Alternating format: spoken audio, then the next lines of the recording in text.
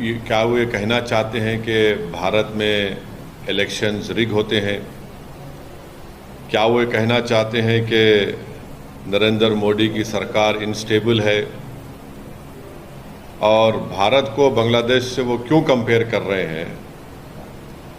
और क्या वो ये कहना चाह रहे हैं कि भारत की जनता देश की वफादार ना रहें बल्कि मोदी की वफादार रहें?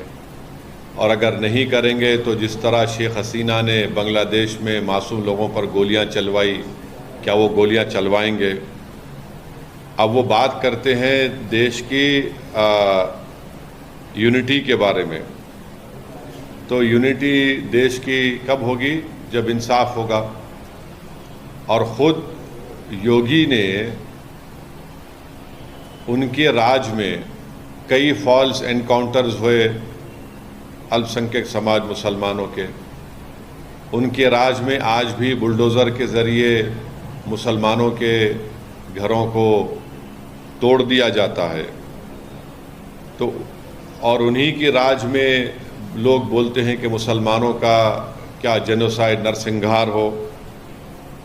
वो खुद हेट स्पीच देते हैं मुसलमानों के बारे में। योगी ने खुद कहा था ठोक देंगे। तो जब वो खुद इस तरह की बातें करते हैं और देश की अखंडता और यूनिटी की बात जब वो करते हैं, तो उनके मुंह से जब इतने सब अनाप शनाप बातें निकलती हैं, तो फिर वो तो कुछ और ही बात कर रहे हैं। तो बांटेंगे तो कटेंगे, भाई आप ही तो बांट रहे हैं।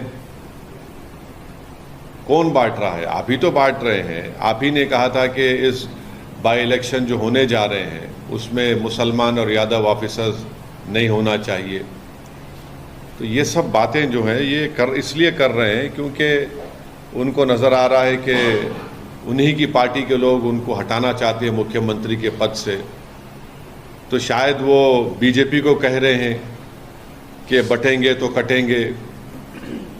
तो ये इनका इनसिक्योरिटी है, उनकी अनपॉपुलैरिटी है उत्तर प्रदेश में। और फिर वो भूल गए कि जब देश की अखंडता की बात कर रहे हैं तो जो डिफेंस की ज़मीन थी उन्होंने इंडस्ट्रियलिस्ट को दे दिया वहाँ पर।